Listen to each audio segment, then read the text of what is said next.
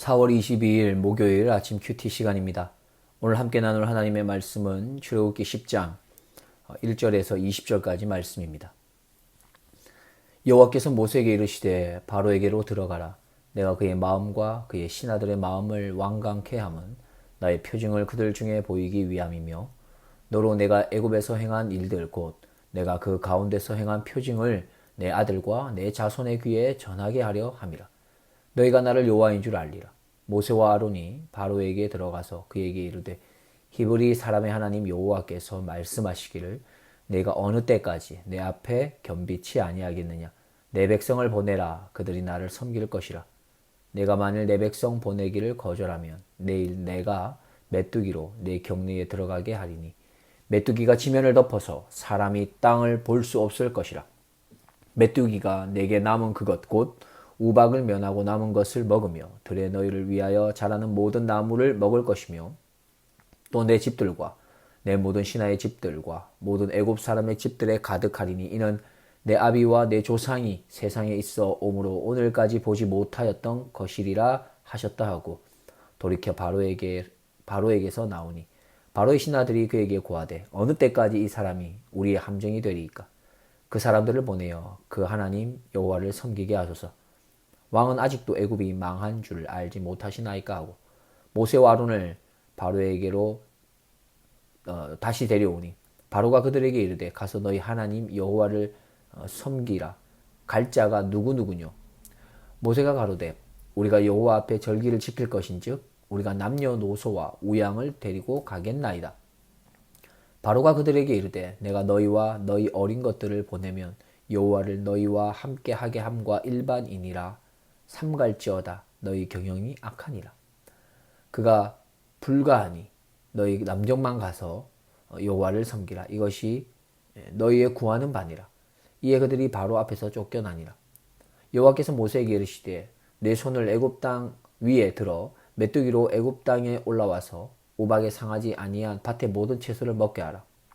모세가 애굽 땅 위에 그 지팡이를 들매 여호와께서 동풍을 일으켜 온 낮과 온 밤에 불게 하시니 아침에 미쳐 동풍이 메뚜기를 불어 들인지라. 메뚜기가 애굽 온 땅에 이르러 그 사방에 내리매 그 해가 심하니 이런 메뚜기는 전에도 없었고 후에도 없을러라.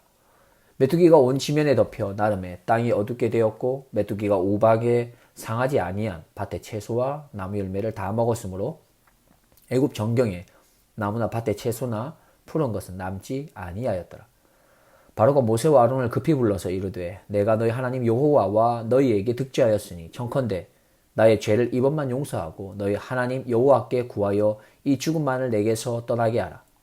그가 바로에게서 나가서 여호와께 구하매 여호와께서 돌이켜 강렬한 서풍이 불게 하사 메뚜기를 홍해에 몰아넣으시니 애굽 온 지경에 메뚜기가 하나도 남지 아니하니라.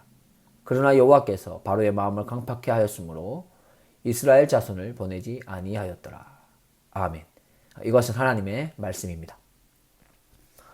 오늘은 8번째 재앙인 메뚜기 재앙에 대한 내용입니다. 7번째 재앙인 우박 재앙으로 애굽 온 지역의 농작물들에 큰 피해가 있었습니다. 그런데 다시금 메뚜기 재앙이 찾아온다면 겨우 남겨져 있었던 농작물마저 사라지게 될 것은 불보듯 뻔한 사실이었습니다. 메뚜기 재앙의 경고를 들은 바로의 신하들은 예전과 조금 다른 모습을 보이고 있습니다. 이스라엘 백성을 보낼 것을 바로에게 권합니다. 그래서 바로는 모세와 아론을 다시금 불러 광야로 가서 여호와를 섬기라 하지만 모든 이스라엘 민족을 보내는 것이 아니라 남자만 가서 여호와를 섬기라 합니다. 그러나 모세는 하나님의 말씀에 따라서 모든 남녀와 노소와 우양을 데리고 가겠다고 말합니다. 9절 11절입니다. 모세가 가로되 우리가 여호와 앞에 절기를 지킬 것인즉 우리가 남녀 노소와 우양을 데리고 가겠나이다. 그는 불가하니 너희 남정만 가라. 여호와를 섬기라. 이것이 너희의 구하는 바니라. 이에 그들이 바로 앞에서 쫓겨나니라. 결국 바로는 메뚜기 재앙을 맞이하게 되고 예전에 그러했듯이 그는 자신이 겪는 고통에서 벗어나고 싶은 마음에 즉시 모세와 아론을 불러서 나의 죄를 용서해 달라고 하면서 이 재앙으로부터 구해줄 것을 요청합니다. 17절입니다. 청컨대 나의 죄를 이번만 용서하고 너희 하나님 여호와께 구하여 이 죽음만을 내게서 떠나게 하라. 결국 모세는 여호와께 구하고 여호와께서는 메뚜기를 홍해에 몰아넣어서 재앙을 멈추십니다. 그러나 여느 때와 마찬가지로 바로는 강팍한 마음으로 자신이 했던 말을 지키지 아니합니다.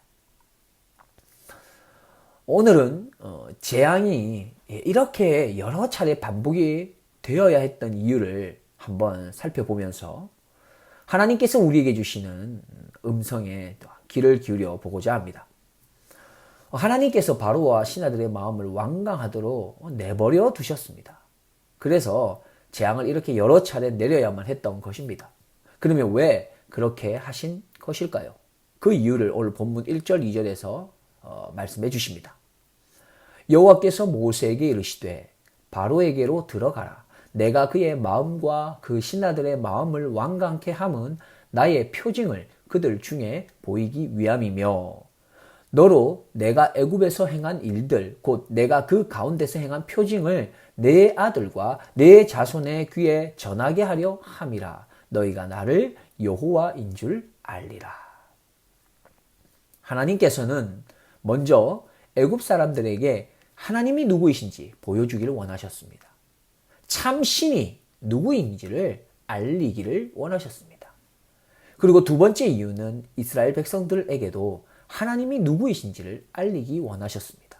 더 나아가서 이스라엘 민족의 자녀들 그리고 그 자손들에게까지 계속해서 하나님이 어떤 분이신지를 알 수 있도록 하시기 위해서 바로와 그의 신하들의 마음을 강팍하게 하셨으며 재앙도 계속 이어졌던 겁니다. 한 사람이 강아지를 데리고 산책을 나와서 공원에서 이렇게 잠시 쉬고 있었습니다. 그런데 그리 멀지 않은 곳에서 불량한 몇몇 사람이 한 여인에게 다가서 추근대면서 괴롭힙니다. 그때 갑자기 강아지를 데리고 산책을 나왔던 이 사람이 이렇게 이야기합니다.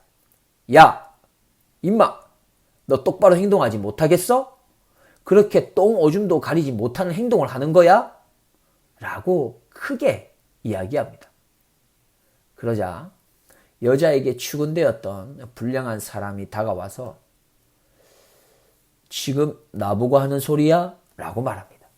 그때 그 사람이 작은 소리로 이렇게 말합니다. 아니요 라고 하면서 자신의 강아지를 가리키며 제 강아지가 말을 안 들어서요 라고 합니다. 사실 이 남자는 강아지에게 하고 싶었던 말이 아닙니다. 불량한 사람들에게 하고 싶었던 말이지만 어쩔 수 없는 상황이어서 강아지에게 대신 큰 소리를 친 것이죠. 지금 나에게 다가온 문제가 아니기 때문에 나에게 주는 메시지가 없다고 생각해서는 안 됩니다. 하나님께서는 나에게 직접 말씀하시지 않고 다른 사람을 통해서 그 사람의 상황과 형편을 통해서 나에게 하시고자 하는 말씀이 있습니다. 하나님께서는 10가지 재앙을 통해서 바로와 그의 신하들에게 하나님이 누구이신지 보이길 원하셨고 또한 그것을 통해 이스라엘 백성들에게도 하나님이 누구이신지를 보이기를 원하셨던 겁니다. 혹시 지금 우리들의 주변에서 일어나는 일들이 나를 향한 하나님의 간접적인 메시지라고 생각해 보신 적은 없으십니까? 조심스럽게 이렇게 생각해 보고자 합니다. 지금 하나님께서 교회인 우리들에게 가장 분명하게 들려주시는 말씀이 있습니다.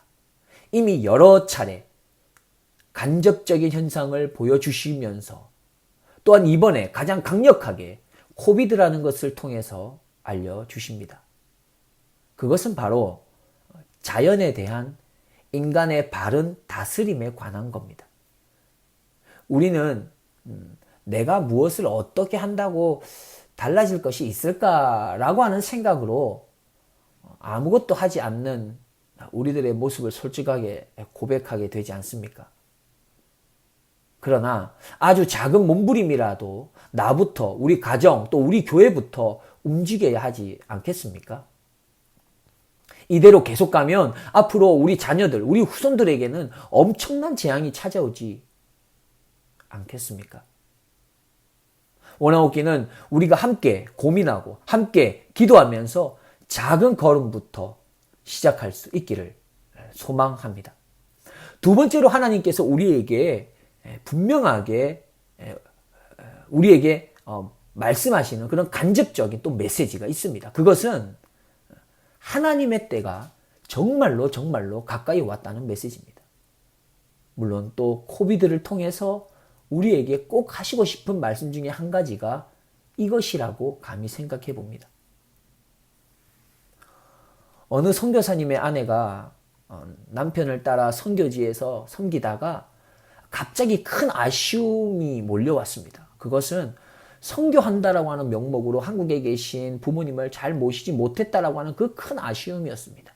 그래서 잠깐 아내분은 한국에 가서 약 한 1년간 그 부모님을 잘 돌보아 드리고 그리고 이제 선교지로 다시금 돌아오게 되었습니다. 이 소식을 들은 선교사님은 이제 아내를 맞이할 그 마음으로 얼마나 기뻤는지 모릅니다. 그래서 집안 구석구석 청소도 하고 빨래도 하고 그렇게 여러 가지로 아내를 맞이할 그런 것들을 준비하고 있었습니다. 그런데 그렇게 열심히 준비하고 있을 때에 문득 마음에서 이런 소리를 듣습니다. 너는 아내가 돌아오는 것이 너무 기뻐서 그렇게 분주하게 많은 것들을 준비하고 있는데 혹시 나를 맞이할 준비는 무엇을 하고 있니? 내가 곧 다시 돌아갈 터인데 나를 맞이할 준비는 무엇을 하고 있니? 사랑하는 훌로통 가족 여러분, 코비드가 우리에게 많은 것들을 생각하게 했습니다. 그런데 우리는 그 수많은 생각 중에서 다시 오실 예수님을 맞이할 준비에 대해서 얼마나 깊이 있게 생각해 보았을까요? 원하옵기는 우리가 준비해야 할 수없이 많은 것들이 있지만 그 중에 가장 중요하고 우선해야 할 것은 다시 오실 예수님을 맞이할 준비를 잘 해야 하고 꼼꼼하게 해야 하는 것이 아니겠습니까? 기도하겠습니다. 하나님 감사합니다. 부족한 저희들에게 또 한번 말씀 앞에서 우리의 신앙을 점검하고 되돌아볼 수 있는 기회를 허락해 주셔서 감사드립니다. 지금 우리는 마지막 때를 살고 있습니다. 원하옵기는 우리가 마지막 때를 지혜롭게 잘 보낼 수 있도록 인도하여 주시옵소서. 우리가 다시 오실 예수님을 맞이할 준비를 잘 할 수 있는 그런 용기와 지혜와 분별력을 가지고 살아가게 하여 주시옵소서. 감사드리오며 우리의 구주이신 예수 그리스도의 이름으로 기도드리옵나이다. 아멘.